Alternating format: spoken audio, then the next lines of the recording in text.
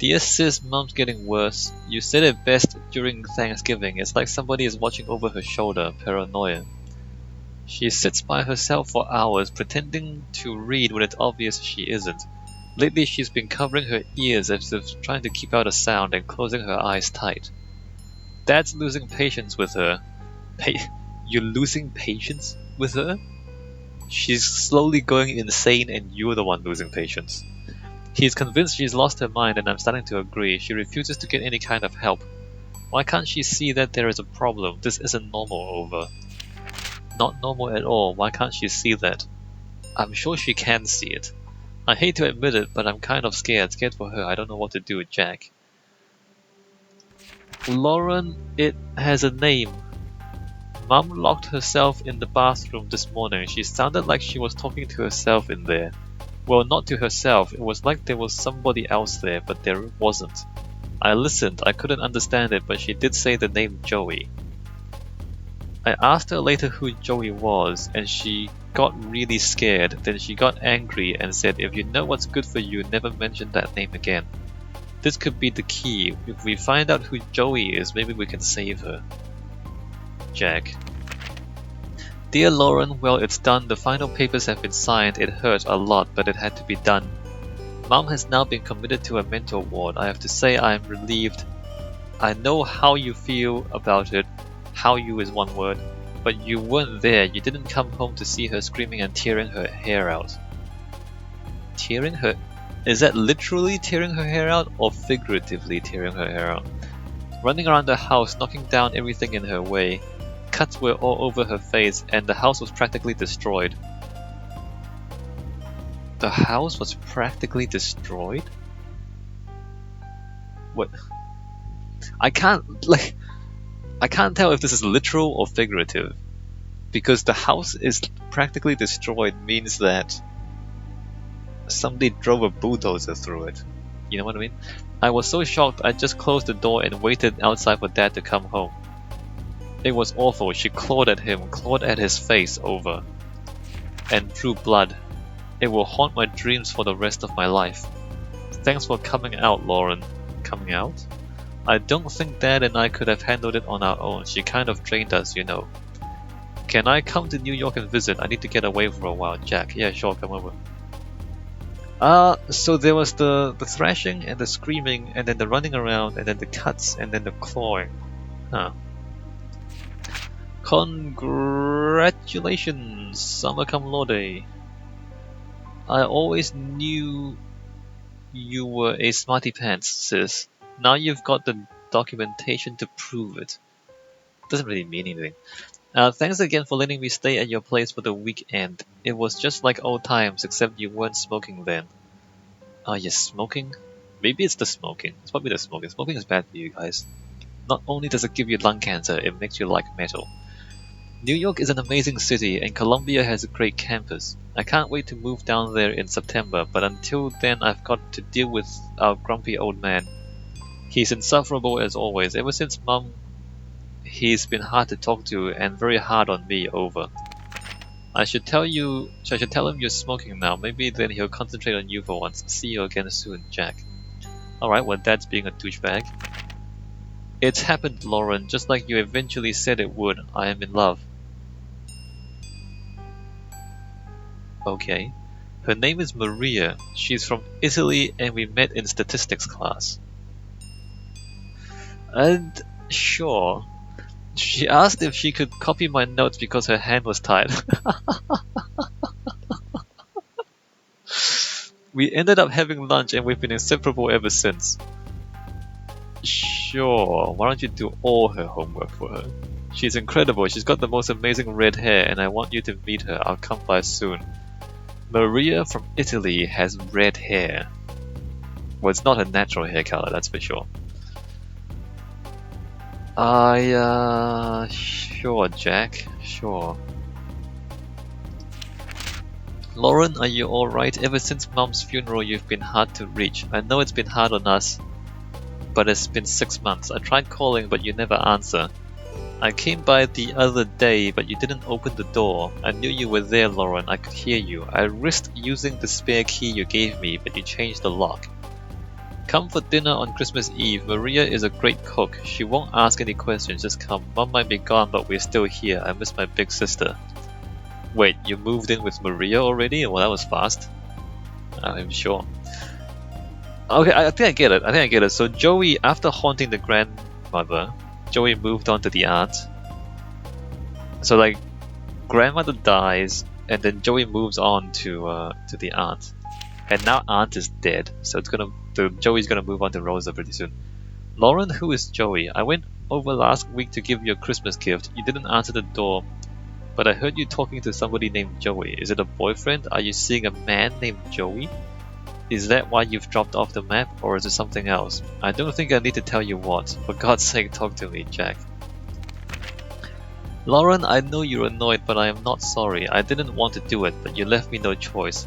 Hiring a private detective to follow you was the only option left. He told me some odd things. You won't talk to me, but you'll talk to total strangers. You go to every far corner of the city at the strangest hours, and you talk to yourself when you think you're alone. Don't deny it, he heard it, and so did I, not that any of it made any sense. That alone is disturbing. Over. Enough.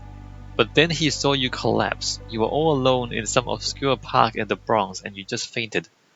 He was about to call an ambulance, but then he saw you get up again and walk off like nothing happened. You were always there for me growing up. Don't shut me out, sis. Let me be there for you now, Jack. Jacko, please stay away. Don't worry about me. There are things that need to be done, and I am the only one who can do them. Don't ask me to explain. All I can say is that I understand our mother more than ever. She was never crazy, Jacko. Trust me on this, and take some comfort in it. You've grown up and you've grown tough, and you don't need anyone to fight your battles anymore. You don't need me, but I'll always be your big sister, Lauren. Alright. I'm returning your letter because I refuse to accept it. Well, that's not helping, Jack. No, you don't need to fight my battles. I'm not 14 years old anymore. But we are still family, and that's important, especially now that Dad has died. Look, you obviously have something going on, and that's fine. I don't have to be involved if you don't want me to. But I still want you involved in my life. Maria and I are getting married in November. You are coming. No stupid excuses. That's amazing. Jack marries his first crush. That's not how real life works. Greetings from Greece. If there were any words to describe the beauty of this place, it still wouldn't do it justice. A perfect spot for a honeymoon. Well, you can just Google pictures of it. Greece. Which part of Greece? Probably, oh crap, what's the name of the island again? Santorini? Yeah, that's nice. Go type that into Google image search, Santorini. Things have been busy, as you can imagine. Wait a minute. You're on honeymoon, and you've been busy. I see what you're talking about, Jack. But I wanted to quickly write to say that I'm glad you made the wedding, of course. I'm still worried about you, but somebody has to be. You take care and stay in touch. Maria says hi, Jack. You're on honeymoon, and things have been busy. Yeah, good one, Jack. Good one. There are some pictures stuck to the back of this letter. Alright. Dear Aunt Lauren. Yes, Aunt Lauren, you're an aunt. I'm a dad. Maria gave birth to a wait a minute. 73. November 73, March 76. Alright, so they didn't get pregnant on honeymoon. They pregnant like a couple of years later. I'm a dad. Maria gave birth to a beautiful baby girl. We named her Rosangela after Maria's grandmother. Okay, I see. So it's Italian. She's so quiet. She hardly cries at all. That's not a good thing. I'm all set to spoil her rotten, but Maria says to take it easy. She looks just like her mother, and there's a bit of you in her eyes too, and Mum and Dad. Everything our family was or will be, this child is it. Okay, dude, calm down. Life is changing so fast. I just want to hold on to this tiny creature and never let go. The future is an exciting place, and I want to have everything I could ever want. And I have everything I could ever want. Over. I don't want anything to change ever. Well, that's a problem, because you're holding a baby. You know what happens to babies? They grow up. As in, they literally change. So if you're holding a baby and you say, I don't want anything to change ever, then you are delusional. The law offices of Durkin and Goldberg. 1981. Dear Miss Blackwell, it is indeed within your legal rights to take custody of your 5-year-old niece. With the death of her parents, you are the only living relative. Please contact our office and we will start the necessary paperwork. Sincerely, John Durkin. So this is much, much later, isn't it? Hold on. 1981. 76 was 5 years old. Wait a minute. So Aunt Lauren went crazy and then got less crazy and got so much less crazy that she managed to get custody of the baby.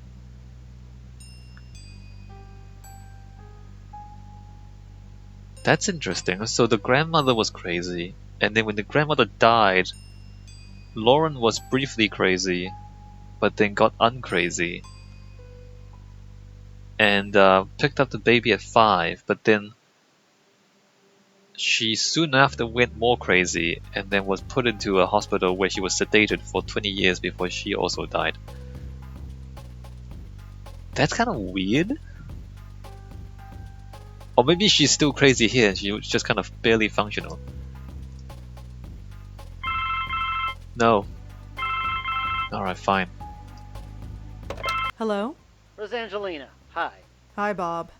Thanks so much for submitting your last review on time. For once. Yeah. I've got a little assignment for you today. Assignment? Human interest, Blackwell. Suicide. College girl named Joanne Sherman. Well, that's awful, but... You know the Brittany house, the NYU dorm? Yes, but... Speak to some people on her floor. Get a word in with the roommate. Listen. Speak to the RA too, and hey, see if you can score a picture of the girl. But I don't do that stuff. I write book reviews. Versatility. Time to get out of your comfort zone. Jeremy's over at City Hall covering that strike, so you are it. Get cracking. I hate him so much. Is freelancing for that stupid paper even worth it? Well, I guess it keeps me writing, but... Oh, whatever. I'll just go over there and get it done. It's not like I don't have enough death in my life right now. Maybe this isn't a bad thing. It's like being a real reporter. Sort of. My old notepad should come in handy for this. Okay. We now have notes. Awesome. Before we do any of that, wedding photograph. No, look at it. What the? Okay, that's father, mother, and auntie. So that's Lauren. Are you kidding me? She's Italian and she has natural red hair and blue eyes? Are you insane? You've been to Italy, right? Have any of you guys been to Italy? And have you seen Italians? Let's click on these things. That's definitely Auntie Lauren. She's looking at something off camera. I wonder what it was. It's a ghost. No, your family talks to dead people, probably. I assume that's my mother. She sort of looks like me, I guess. Other than that, she's a total stranger. An Italian with red hair and blue eyes. That's like Irish. That's not Italian. Because Irish has green eyes. Is that my dad? He looks so young. I always pictured my dad as being older. And he wore that to his wedding. Alright, we can't click on cake.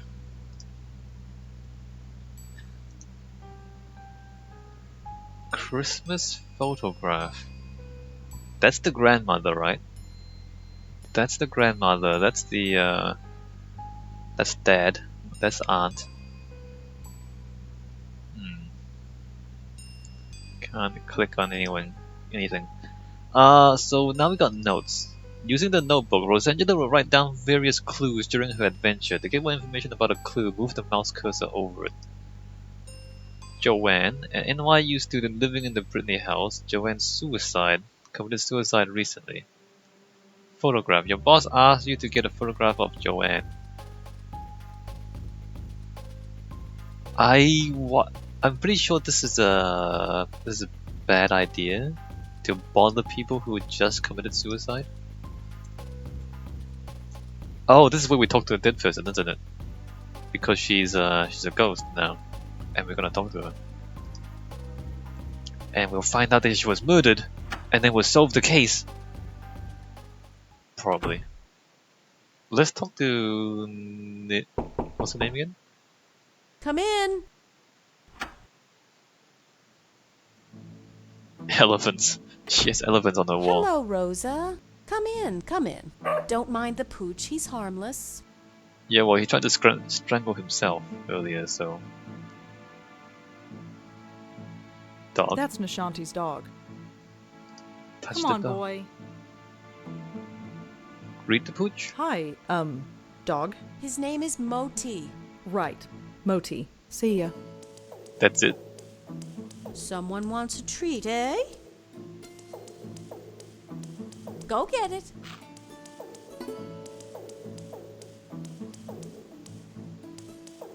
Right. So let's talk to Nishanti. She apparently sees something in me. Let's see what she sees. Oh, kitchen.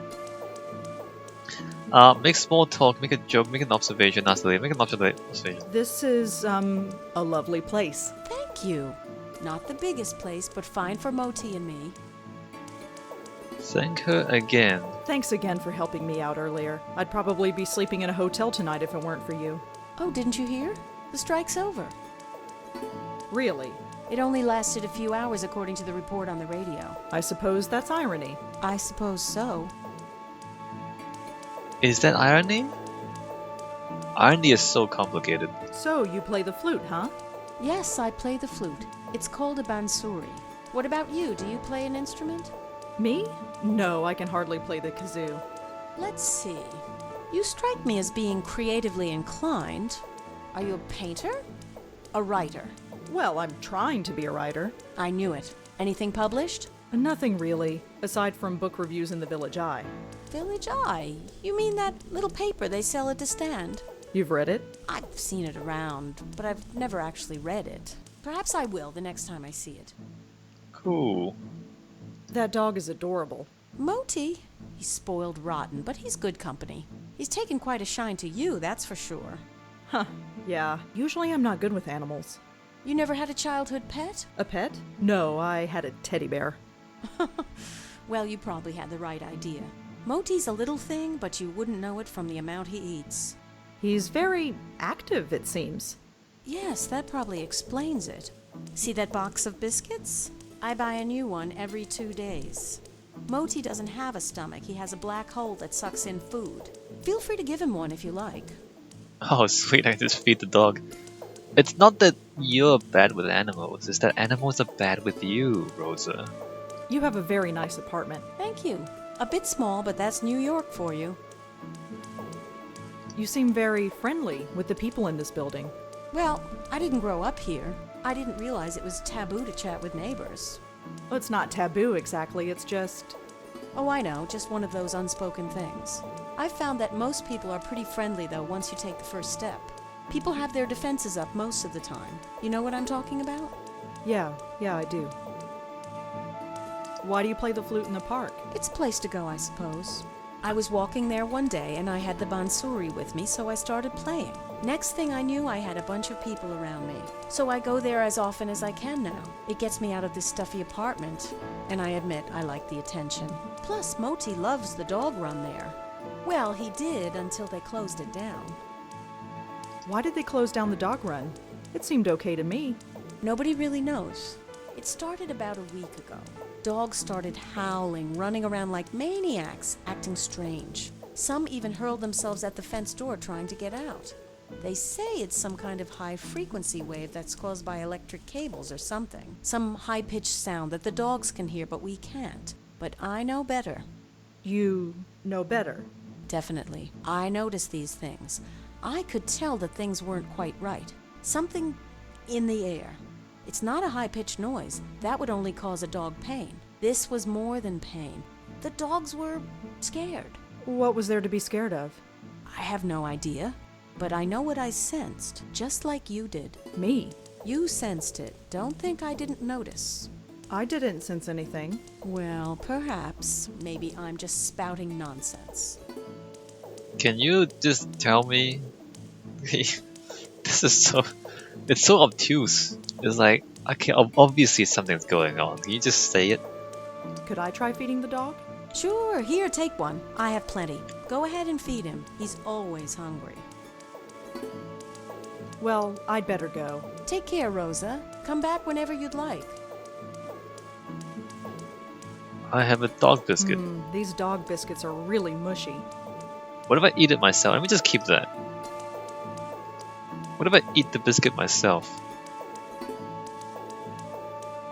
Let me guess, you're hungry again? Go get it. Okay, it shows me that animation. Alright, I'm gonna leave. I'm gonna keep the dog biscuit and leave.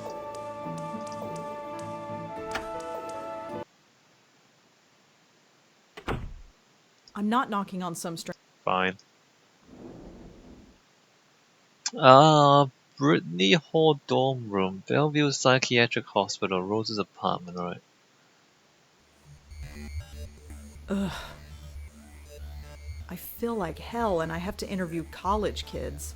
Hopefully this won't take too long. Gonna start seeing dead people. Looks like a fire alarm. Press it. The sign reads Sarah Kaplan and Julie Gilbert. Sarah. The sign says Adrian Tucker, resident assistant. Right. Just a bunch of notices. Guitar lessons, study groups, stuff like that. Any esports activity? I'm not stealing stuff from college kids. Why not? The sign says Sandy Chen and Sonata Munier. The sign reads Amanda Fay and Karen Schreier. Wait a minute. It's a woman's dorm. The sign says Adrian Tucker, resident assistant. But the RA is a guy? What? It's a drinking fountain. Drink? Ew, there's gum stuck to the faucet. I'm not touching that. The sign says Kelly Hawthorne and Joanne Sherman. The sign says Shelley Shenoy and Sarah Elmale. Seriously, it's a woman's dorm and the RA is a man. What?